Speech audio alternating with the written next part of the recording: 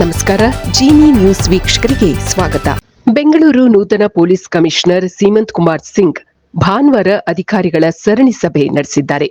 ಭಾನುವಾರ ಬೆಳಗ್ಗೆಯಿಂದ ಕಚೇರಿ ಆಡಳಿತ ವಿಭಾಗದ ಹಿರಿಯ ಅಧಿಕಾರಿಗಳ ಜೊತೆ ಸಭೆ ನಡೆಸಿದ ಕಮಿಷನರ್ ಮಧ್ಯಾಹ್ನದ ಬಳಿಕ ಸಂಚಾರಿ ವಿಭಾಗ, ಕಾನೂನು ಮತ್ತು ಸುವ್ಯವಸ್ಥೆ ವಿಭಾಗದ ಡಿಸಿಪಿ, ಎಸಿಪಿ ಮತ್ತು ಇನ್ಸ್ಪೆಕ್ಟರ್ ಹಂತದ ಅಧಿಕಾರಿಗಳ ಜೊತೆಗೆ ಸಭೆ ನಡೆಸಿದರು.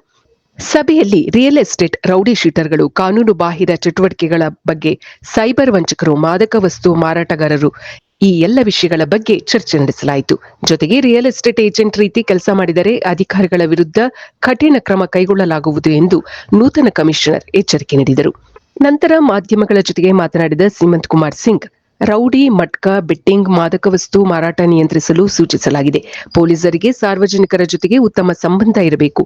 ಸಾಮಾನ್ಯ ಜನರಿಗೆ ಸ್ಪಂದಿಸುವ ಜನಸ್ನೇಹಿ ಪೊಲೀಸರಾಗಬೇಕು. ಇನ್ನೂ ಕೆಲವು ಹೊಸ ಠಾಣೆಗಳು ಬೆಂಗಳೂರು ನಗರಕ್ಕೆ ಸೇರಿಸಲಾಗಿದೆ. ಅಂತಹ ಠಾಣೆಗಳಿಗೆ ಹೆಚ್ಚುವರಿ ಅಧಿಕಾರಿ ಹಾಗೂ ಸಿಬ್ಬಂದಿಗಳನ್ನು ನೀಡಲಾಗುತ್ತದೆ ಎಂದು ತಿಳಿಸಿದರು.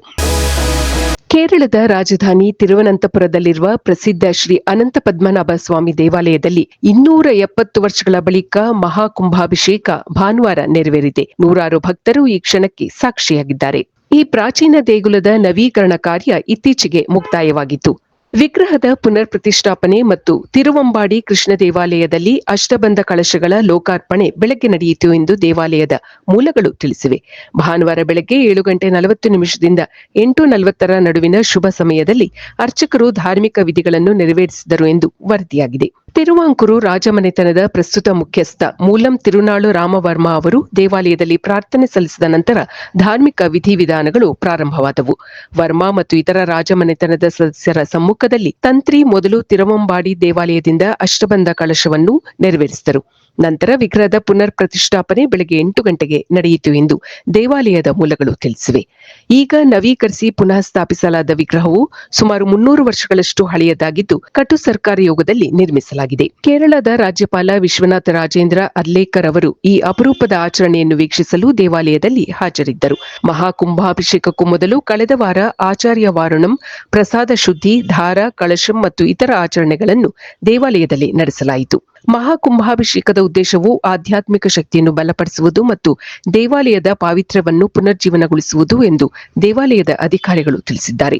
ಶತಮಾನಗಳಷ್ಟು ಹಳೆಯದಾದ ಈ ದೇವಾಲಯದಲ್ಲಿ 270 ವರ್ಷಗಳಿಗೂ ಹೆಚ್ಚಿನ ಅವಧಿಯ ನಂತರ ಇಂತಹ ಸಮಗ್ರ ನವೀಕರಣ ಮತ್ತು ಅದರ ಜೊತೆಗಿನ ಆಚರಣೆಗಳು ನಡೆದಿದೆ. 2017ರ ಸುಪ್ರೀಂ ಕೋರ್ಟ್ ನೇಮಿಸಿದ ತಜ್ಞರ ಸಮಿತಿಯ ನಿರ್ದೇಶನದಂತೆ ನವೀಕರಣವನ್ನು ಕೈಗೊಳ್ಳಲಾಗಿತ್ತು. ಕೆಲಸ ಶೀಘ್ರದಲ್ಲಿಯೇ ಪ್ರಾರಂಭವಾದರೂ ಕೋವಿಡ್ ಪರಿಸ್ಥಿತಿಯಿಂದಾಗಿ ಅದು ಹೆಚ್ಚಿನ ಪ್ರಗತಿ ಸಾಧಿಸಿರಲಿಲ್ಲ. ನಂತರ 2021ರಿಂದ ಹಂತ ಹಂತವಾಗಿ ವಿವಿಧ ನವೀಕರಣ ಕಾರ್ಯಗಳನ್ನು ಪೂರ್ಣಗೊಳಿಸಲಾಯಿತು ಎಂದು ದೇವಾಲಯದ ಮೂಲಗಳು ತಿಳಿಸಿವೆ. ಬೆಂಗಳೂರಿನ ಇಜ್ಜಿಪುರದ 75 ವರ್ಷ ಹಳೆಯದಾದ ಕೋದಂಡರಾಮ ದೇವಸ್ಥಾನದಲ್ಲಿ 108 ಅಡಿ ಎತ್ತರದ ಮಹಾವಿಷ್ಣುವಿನ ವಿಶ್ವರೂಪ ಪ್ರತಿಮೆಯನ್ನು ಇತ್ತೀಚೆಗೆ ಅನಾವರಣಗೊಳಿಸಲಾಗಿದೆ. ಇದು ವಿಶ್ವದ ಅತಿ ಎತ್ತರದ ವಿಷ್ಣುವಿನ ವಿಶ್ವರೂಪ ಪ್ರತಿಮೆ ಎಂದು ಹೇಳಲಾಗುತ್ತಿದೆ. ಇದು 108 ಅಡಿ ಎತ್ತರವಿದೆ. ಏಕಶಿಲೆಯ ಪ್ರತಿಮೆಯಾಗಿದೆ. 420 ಟನ್ ತೂಕವಿದೆ. ತಮಿಳುನಾಡಿನ ತಿರುವಣ್ಣಾಮಲೈನ ಕೊರೈಕೊಟ್ಟೈ ಗ್ರಾಮದಿಂದ ಇದನ್ನು ಬೆಂಗಳೂರಿಗೆ ತರಲಾಗಿದೆ.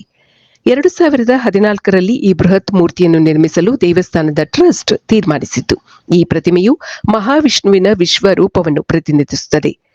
ಈ ಬೃಹತ್ ವಿಗ್ರಹ ಶಿವ, ಬ್ರಹ್ಮ, ಸ್ಕಂದ, ವಿನಾಯಕ, ನರಸಿಂಹ, ಆಂಜನೇಯ, ಗರುಡ, ಅಗ್ನಿ ಮತ್ತು ಋಷಿಗಳನ್ನು ಸಂಕೇತಿಸುವ ವಿವಿಧ ಮುಖಗಳನ್ನು ಹೊಂದಿದೆ. ವಿವಿಧ ಅಸ್ತ್ರಗಳನ್ನು ಹಿಡಿದಿರುವ ಅನೇಕ ಭುಜಗಳು ಈ ವಿಗ್ರಹಕ್ಕಿದೆ.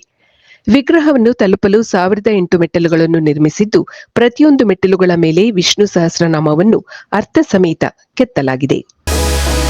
ಇದು ಈ ದಿನದ ಸುದ್ದಿಗಳು. ನಿರಂತರ ಸುದ್ದಿಗಳಿಗಾಗಿ ವೀಕ್ಷಿಸುತ್ತಿರಿ ಜಿನಿ ನ್ಯೂಸ್. ನಮಸ್ಕಾರ.